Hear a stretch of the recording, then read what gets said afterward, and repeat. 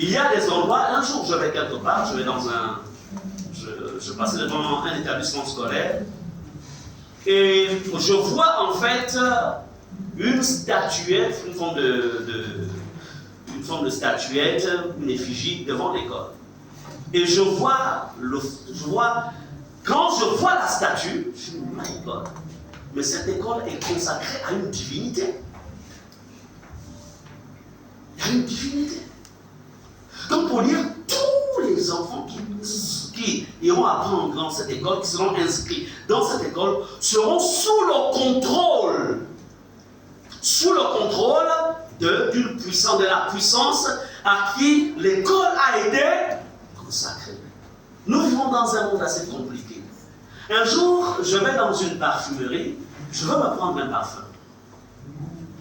Quand je rentre, je vois la statue d'une divinité. C'était la divinité Bouddha. Je dis, oh. Mais comment la propriétaire ou le propriétaire de cette parfumerie peut mettre une statuette comme ça dans son... Et quand tu arrives, c'est ce que tu reçois. Quand tu n'as pas la connaissance, tu dis, bon, c'est juste une statuette. Mais en fait, ce n'est pas une statuette. Cet esprit qui est là a le contrôle sur tous ceux qui seront dans ce monde. Et lorsque tu te mettras à acheter le produit dans ce genre d'endroit, ce produit porte la marque de cette divinité. Et quand tu te parfumeras avec ce parfum, en fait, tu attires, en fait, tu donnes accès à cet esprit dans ta dimension spirituelle. Et il va tout te voler. Vous comprenez cela? Amen. Amen. Je me souviens, c'est un témoignage qui s'est passé dans un pays voisin au Cameroun. Une femme qui rend témoignage. Comment, à partir d'un parfum qu'elle-même avait acheté, elle est chrétienne, ce parfum a commencé à travailler contre sa destinée. Ce parfum va commencer, en fait, à éloigner ses relations, à éloigner ses amitiés. En fait, tout va commencer à se détruire. Mais comme c'était une femme qui priait, elle va prier. Elle dit, je ne comprends pas. Sur le plan familial, j'ai des problèmes avec mes parents. Je ne comprends pas ce qui se passe. Sur le plan professionnel, en fait, mes contacts, tout commence à s'émietter. Qu'est-ce qui se passe, Seigneur? Et le Seigneur ouvre les yeux. En même temps aussi, elle contacte aussi une partenaire ou un partenaire dans la prière, et les deux se mettent à prier aussi. Et le Seigneur se révèle et lui dit, mais tu sais, le Seigneur me dit parfum, parfum, parfum. Et la personne, lorsque le Seigneur dit, écoute, souviens-toi, il n'y a pas longtemps, tu es allé dans tel magasin et tu as acheté quelque chose. Et c'est comme ça qu'elle va se remémorer. Et il a fallu qu'elle entre dans un combat spirituel pour détruire la puissance qui, en fait, avait commencé à prendre possession de ses biens. Amen. Je vous dis que tout est miné. Nous sommes dans un monde où tout est miné. Mais ce qui est bien, c'est que ceux qui sont en Christ Jésus, comme dit la parole de Dieu, la Bible déclare que vous marcherez sur les serpents et les scorpions, sur toute la puissance de l'ennemi. Toute la puissance de l'ennemi. Mais si tu ne connais pas, comment feras-tu? Je voudrais vous dire une chose. Ce n'est pas parce que vous êtes chrétien. Ce n'est pas parce que vous êtes chrétien. Ce n'est pas à cause de ça. L'ennemi n'a pas peur. L'ennemi ne craint pas le fait que tu pries. L'ennemi ne craint pas le fait que tu lis la Bible. L'ennemi ne craint pas le fait que tu es consacré. Il y a une chose que le diable craint, c'est lorsque tu connais. Quand tu connais, en t'appuyant sur ces valeurs-là, ça te donne la victoire. Est-ce que nous sommes ensemble? Je vous ai souvent rendu un témoignage ici. Ça remonte. Je me souviens, moi j'ai souvent dit, depuis que j'ai accepté Jésus, Dieu m'a fait la grâce d'avoir une vie chrétienne assez constante. Pasteur à la grande église que vous connaissez, pendant plusieurs années, du côté de Béthanie là-bas. priant pour les gens, chassant les démons, priant, etc. Je vous parle de tout ça pour que vous compreniez que le tout n'est pas de prier.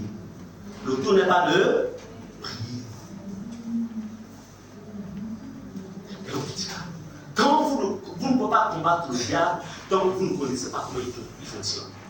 Alors, ce que, dans ce moment-là, je veux encore je veux le faire pour vous montrer l'importance du combat spirituel et l'importance de marcher dans la victoire. Mais quoi que je servais le Seigneur, quoi que j'étais engagé, quoi que je chassais des démons, mais il y a quelque chose que je ne comprenais pas, c'est que pourquoi, toujours à des périodes bien précises, je voyais une femme venir dans mes rêves.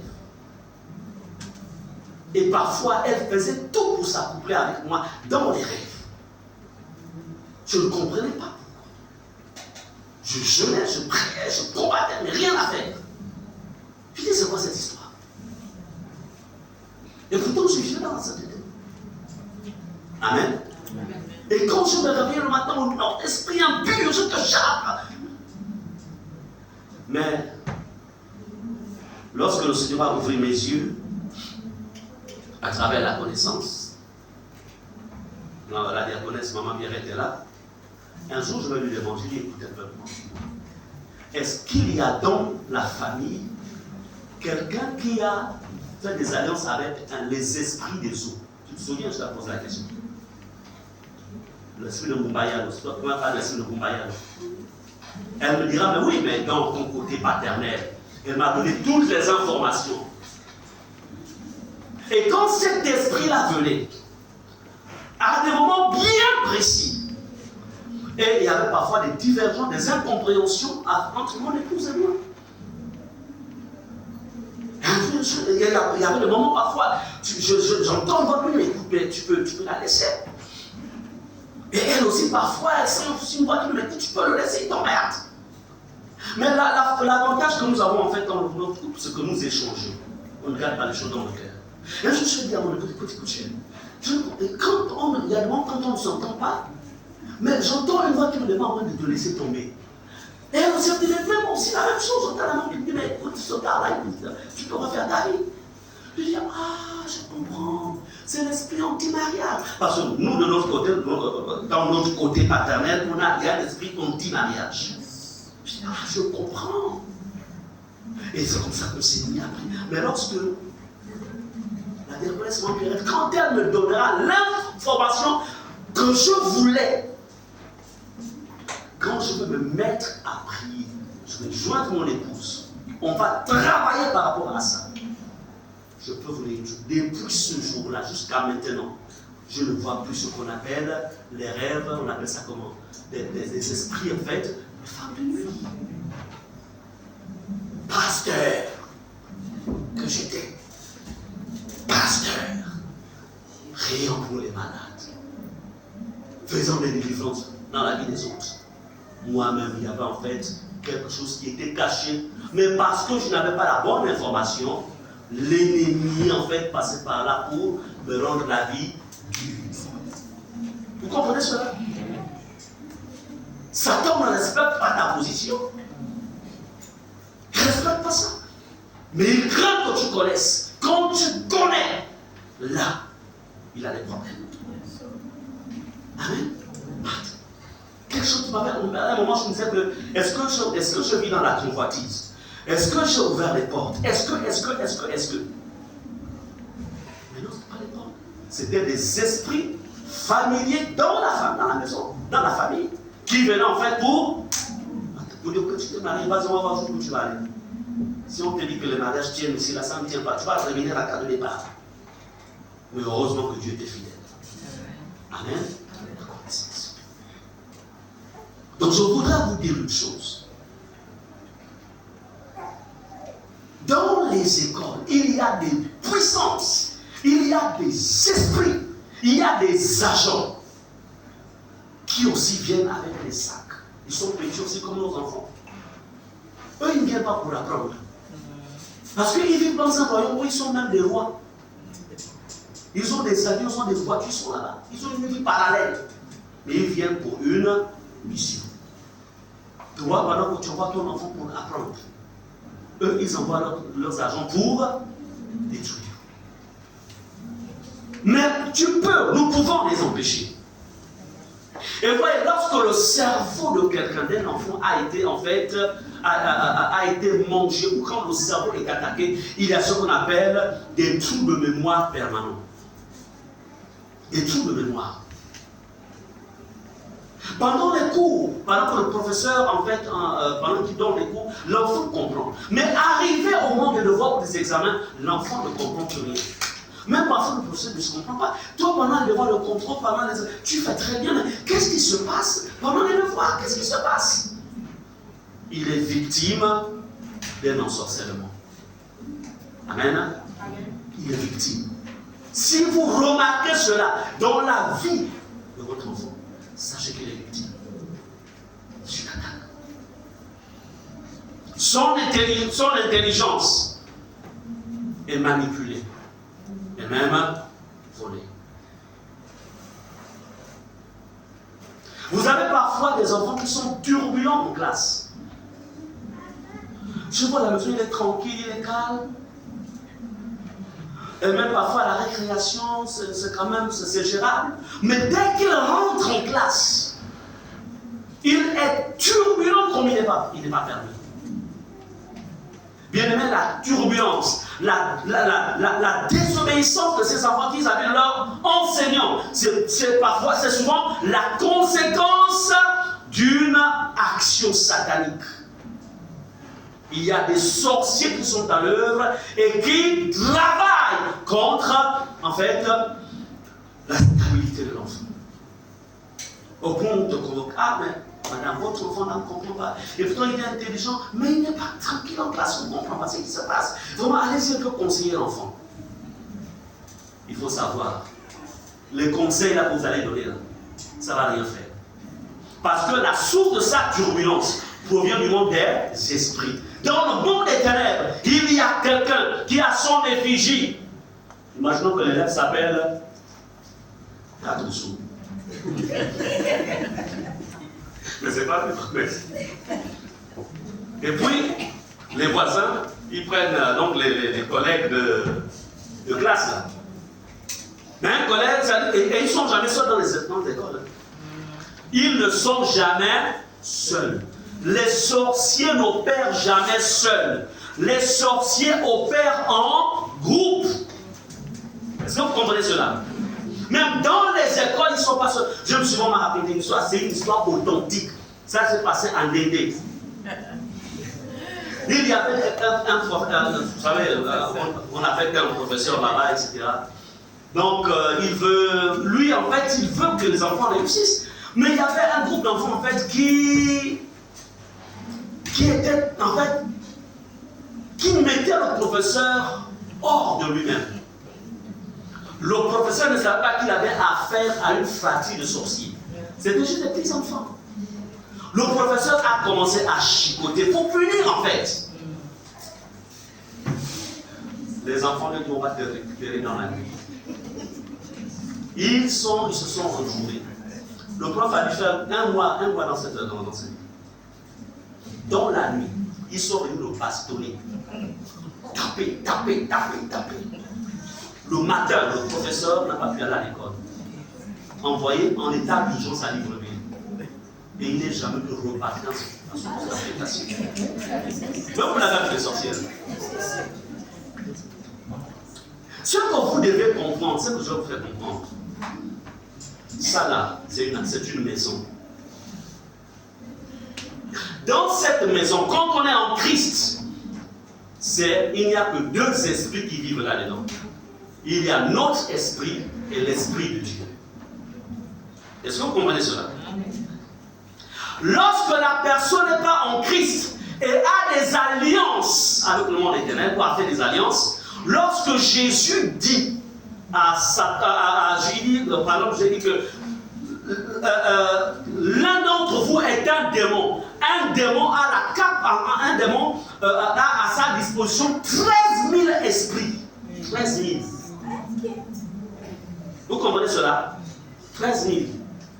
Je ne sais pas si ici, quelle est la. Je ne maîtrise pas un peu la capacité du stade de d'Agondi. Ça prend combien de personnes? Pour ceux qui ici. On peut 45 000, hein? 45 000. Donc vous prenez la moitié, on va dire la moitié de la capacité de ce stade, donc 13 000. Donc, dans le corps là, il peut y avoir, il peut y avoir 13 000. 13 000, le corps que vous voyez. Vous comprenez cela? Vous comprenez? Donc, c'est le corps qui est enfant. L'esprit n'est pas enfant. Et dans le monde de la sorcellerie, il y a la capacité de pouvoir en fait activer, donc d'activer en fait l'esprit de quelqu'un. Rêver, c'est-à-dire ce que ça s'appelle initier. Même si c'est un bébé, pendant que toi, la maman, tu es innocente, tu es en train de donner le lait à l'enfant, maintenant il était en fait, l'enfant te regarde et t'es mort. Tu donnes encore. Ça c'est quoi? Tu vas voir. Il sourit. C'est peut-être un petit.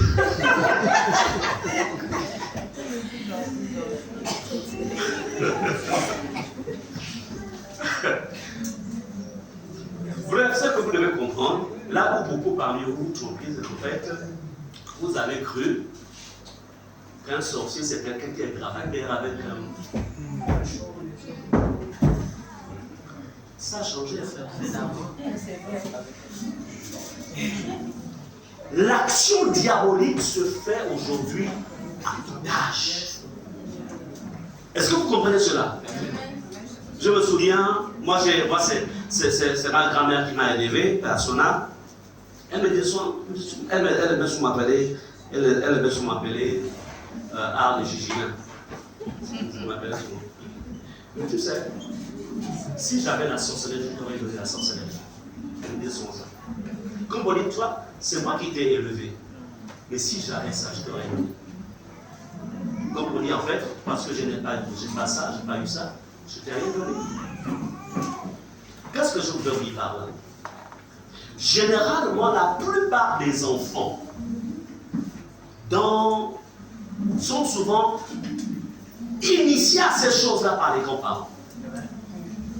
Ce n'est pas forcément la mère ou le père, mais c'est généralement les grands-parents. Vous comprenez cela? Donc il est extrêmement important de comprendre que le milieu dans lequel vous demeurez, pendant que toi tu es simple, et comme je vous le dis souvent, beaucoup parmi vous, c'est-à-dire que vous embrassez le monde, en fait, sur la base de votre propre manière de fonctionner. Vous avez le cœur bon, vous êtes gentil, vous êtes simple, vous êtes compatissant, vous avez de l'amour, et vous pensez que l'environnement aussi qui est autour de vous fonctionne de la même manière. Non. Non. Amen. Non. Soyez croyants.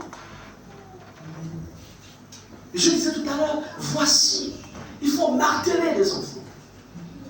Ayez un contrôle sur les enfants. Ils vont à l'école, préparez-leur votre déjeuner et assurez-vous qu'ils ont mangé le déjeuner en question. S'il n'a pas mangé, il ramène, tu as mangé quoi à l'école? Si tu l'as puni. Parce que la vérité, c'est que si s'habitue à manger ce qui est à autrui, il mangera quelque chose qui est travaillé. Est-ce que vous comprenez cela? Soyez fermes. Bien aimé. Lorsque ces sorciers-là travaillent plutôt dans les écoles, ils vont envoyer des maladies dans la vie de vos enfants. Tu ne vas pas comprendre pourquoi à un moment l'enfant devient maladif. Soit c'est au moment de quand il se rapproche de la période des examens ou des devoirs. C'est là qu'il a un palu. Mais quand il n'y a pas de devoir, il n'y a pas de palu. Quand il n'y a pas pas d'examen, il n'y a pas de nom de maladie. Mais quand la période se rapproche, c'est la maladie. Vous savez qu'il y a une action qui agit, qui travaille contre la destinée de votre enfant. Une action maléfique. Amen. Des maladies. Je ne veux pas dire que toutes les maladies, non, ça peut arriver que l'enfant, en fait, vous êtes allé, il y avait un rassemblement familial, et puis bon, on apprend après des mélanges bizarres, bon, le lendemain, bon, il peut s'attraper, en fait, quelque chose qui va faire couler son ventre. Je ne veux pas dire que toutes les maladies que nos enfants ont, ça vient forcément lié à ce que je veux dire, mais il y a quand même quelque chose qui doit vous interpeller. Pourquoi mon fils, mon enfant, pourquoi elle est toujours malade à telle période? Pourquoi? Pourquoi? Vous savez, on n'a pas besoin d'être hyper spirituel, mais tout parent connaît son enfant, connaît ses enfants. Et il y a des choses, il y a des situations qui interpellent. Lorsque ton esprit est interpellé par une situation qui n'est pas normale, il faut t'accrocher à cette interpellation. Vous savez, l'esprit, c'est quelque chose de... L'esprit est fin. Le langage de l'esprit, il n'a pas un langage assez oppressif. Il vient, il te parle, il t'interpelle. En fait, saisis pour faire quelque chose de tout. Et puis, si tu n'es pas sensible, quand ça dit, ah, je comprends. Et pourtant, j'avais une intuition, mais c'est pourquoi je n'ai pas su. C'est l'esprit qui te parle. La Bible déclare que l'esprit de l'homme est la lampe de l'Éternel. Amen. Soyez sensibles. Bien-aimés, lorsque les sorciers sont, la sorcellerie est à l'œuvre contre la vie de vos enfants, l'enfant, en fait, se mettra toujours à dormir en classe. Les sorciers, dans une classe, donnent le sommeil régulièrement aux autres enfants. Au moment où le prof ou l'enseignant explique, c'est là que lui dit.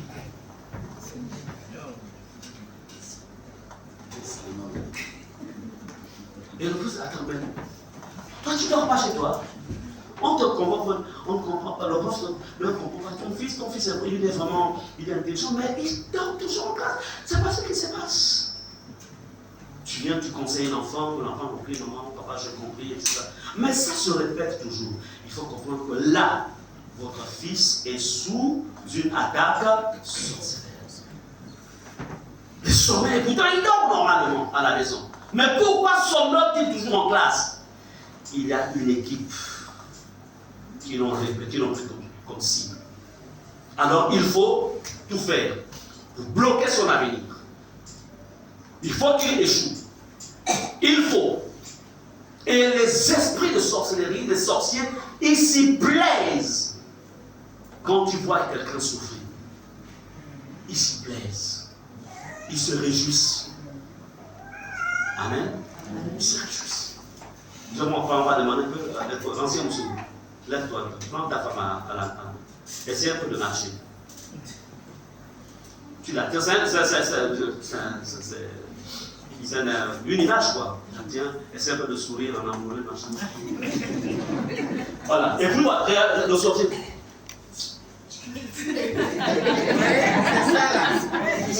Il va monter quoi? C'est ça. Vous comprenez? C'est-à-dire qu'ils ne sont pas contents de voir un couple heureux. Ils ne sont pas contents. Et ils vont, à la fin, qu'est-ce qu'ils vont faire? Ok, on va voir. Et puis voilà qu'un jour, ils n'ont pas la révélation que le voisin ou la voisine est dans des choses de sorcellerie. Ils n'ont pas d'information. Et puis c'est comme ça, ils vont, ah, Alice, vraiment j'ai pensé à toi, je vous ai fait un plat. Je vous ai fait un plat. Vraiment, j'aime tellement vous voir.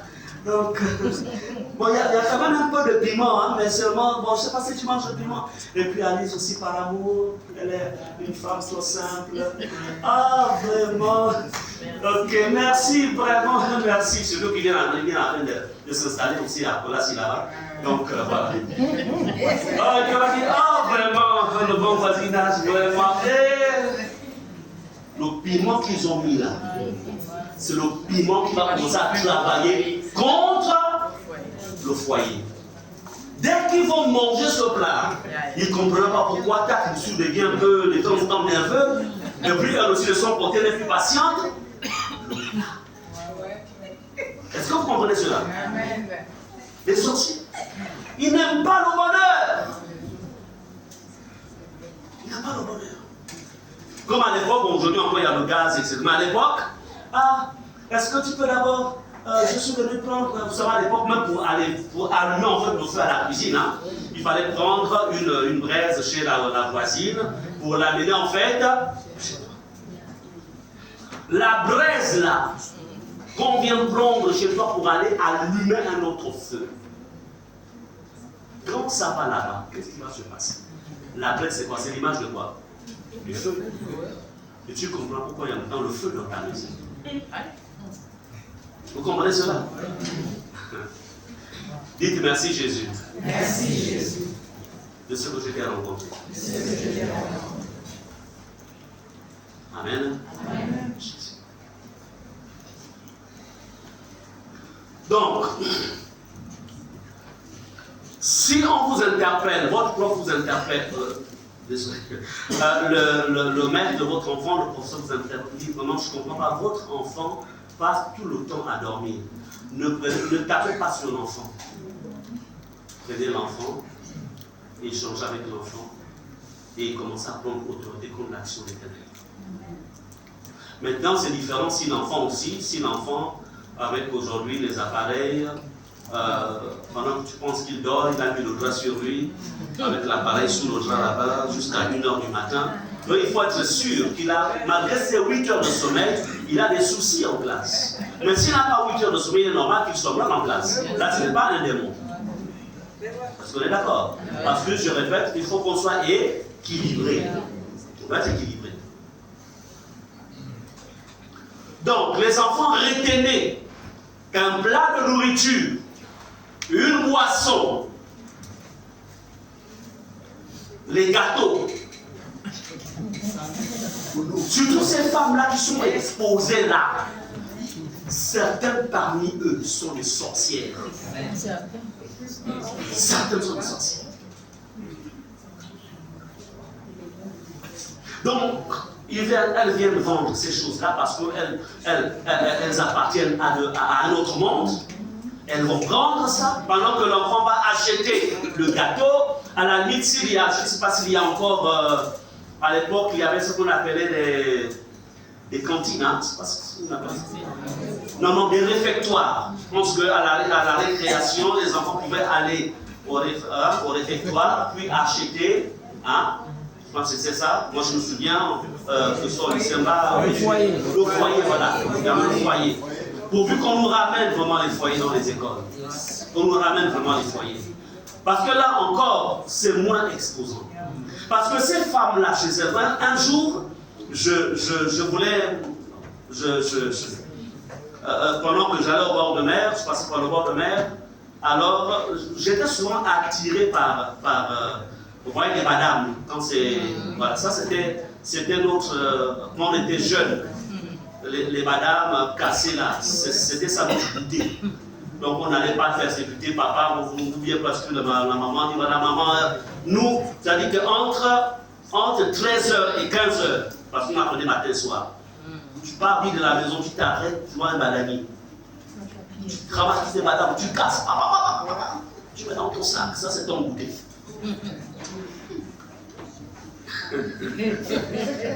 On appelle ça la vie du soldat.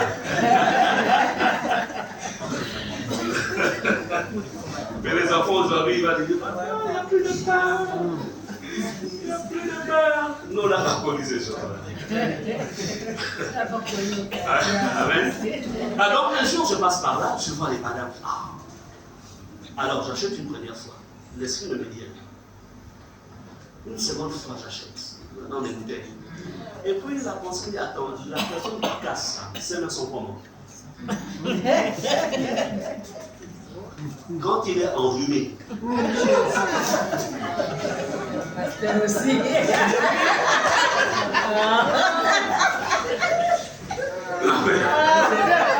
Allons-y à l'extrême.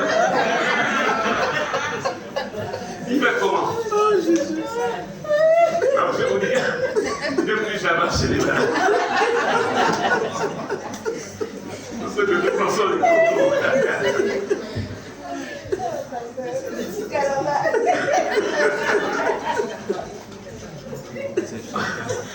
si vous avez une foi supérieure à la mienne, vous pouvez acheter leur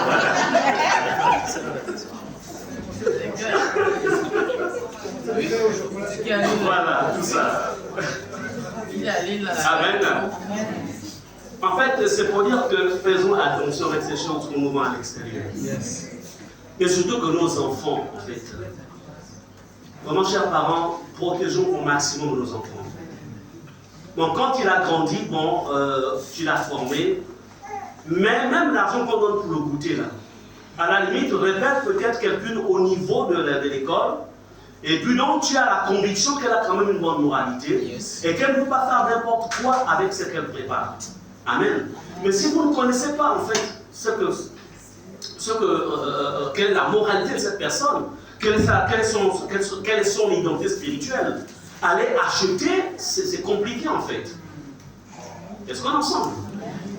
Donc, comprenez toujours que ce n'est pas un plat de nourriture, c'est pas une boisson, les glaces là, toutes ces choses-là, que, en fait, la sorcellerie introduit ces choses pour attaquer la spiritualité, en fait, le domaine intellectuel de nos enfants. Ne l'oubliez jamais.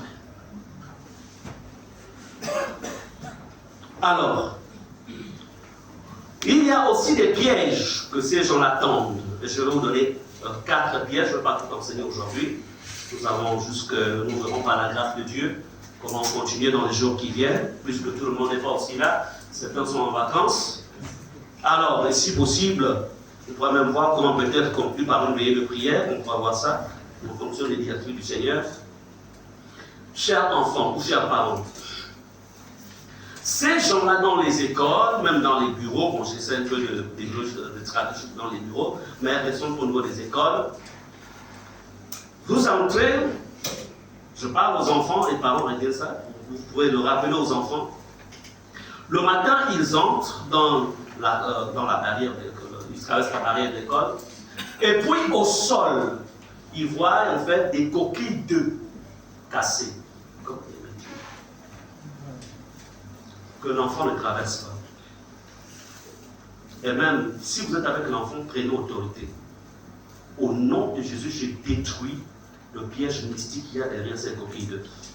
Les coquilles d'œufs étalées sur ou devant la porte, devant le portail, devant votre cou. Ce n'est pas quelqu'un qui a mangé le fait, qui a balancé sa poubelle. C'est un piège. C'est un piège sorcellerie. Les coquilles d'œufs cassées. Enfant, si tu vois ça, il faut dire à papa, il faut dire à maman, dire à tantine ou à tonton que voici ce que j'ai vu. Amen. Et tout de suite, désactiver. Peut-être que bon, il ne maîtrise pas ces choses-là, mais il faut parler. Et ensuite, désactiver le plan du diable. Est-ce qu'on est ensemble? Amen. Il y a des endroits, parfois, vous arriverez et vous allez voir en fait du sang sur le passage. Comme si quelqu'un s'est blessé. Soit toujours devant le passage, hein, devant le bureau, devant l'entrée d'un bureau, devant du sang qui traîne. Attention, c'est un piège. Ne traverse pas. Si maintenant tu as l'autorité spirituelle, qu'est-ce que tu vas faire? Au nom de Jésus, je détruis ce qui est à l'intérieur. Je détruis ce que je me souviens, pendant que nous étions encore neufs, on est à l'intérieur de la maison. C'est dans une barrière. Là, en bas, on habite en bas. On voit, c'était, je pense, Joadam, je ne sais plus qui, l'une des filles, c'est-à-dire qu'un paquet comme ça, dans un sachet emballé, déposé sur, comment, au niveau de la terrasse, le couloir qui donne accès à la porte centrale. Ça va dire, papa, on est venu jeter. Bon, je ne vais pas vous gêner vraiment. Je ne vais pas vous gêner, mais supportez l'expression. Papa, on a jeté les caca.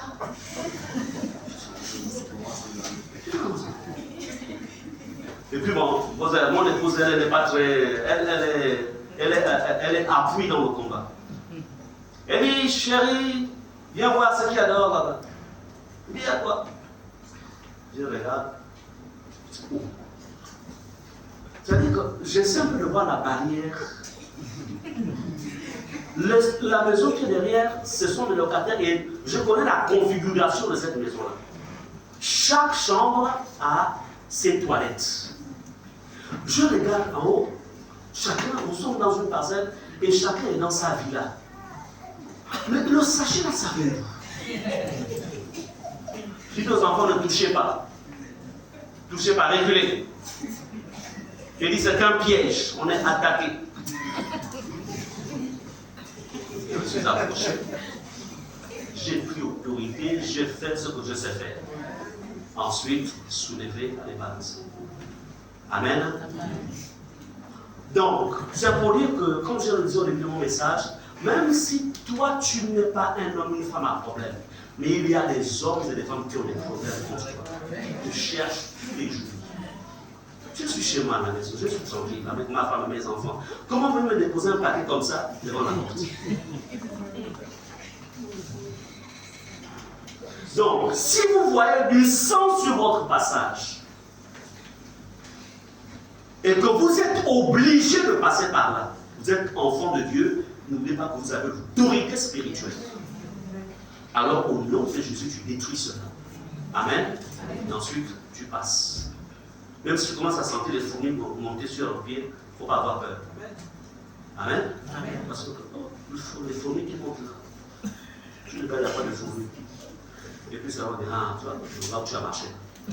Tu dis à ça, tu es aimant. Celui qui est en moi est plus grand, celui qui est dans le. Amen. Amen. Amen. Lorsque vous voyez des herbes fraîches sur votre chemin, c'est comme si on a placé, c'est frais sur votre chemin. Tout ça, ce sont des pièges que les sorciers placent pour piéger quelqu'un. Ce sont des pièges mystiques. L'herbe fraîche. Parfois, c'est du sel jeté au sol. Il faut détruire. Si c'est un enfant, que l'enfant ne traverse pas. Amen. Les pièces d'argent, les pièces des enfants, pièces d'argent, tu vois 100 francs au sol. Tu regardes à gauche.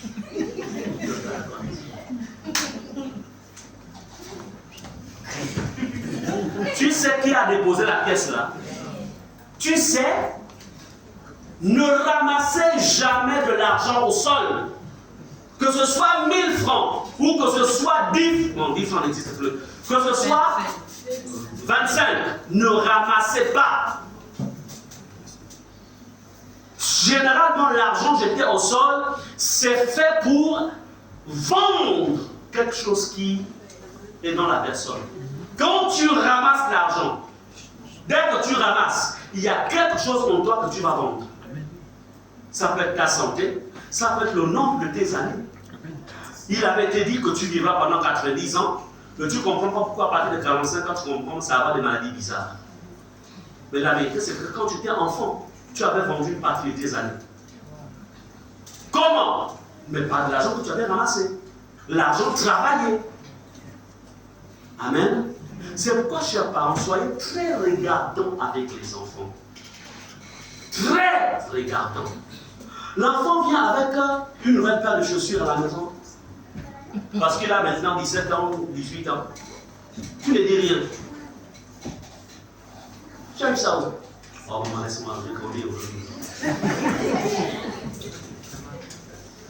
Mais la vérité, c'est que la chaussure, la personne qui lui a donné cette chaussure, si dans l'exemple cette personne est mystique, il est en train, en fait, de vendre. Rien n'est gratuit dans le monde spirituel. Yes. Est-ce que vous comprenez cela? Donc, chers parents, continuez à exercer votre autorité sur vos enfants dans le but de les protéger, de les sécuriser. L'habit que tu... Non, mais c'est mon ami qui m'a... Il t'a donné l'habit là comment? Oh, mais maman, toi aussi tu abuses un peu là. Et puis nous, On a changé d'époque. Hein? C'est quoi ça? Tu n'as pas confiance en moi?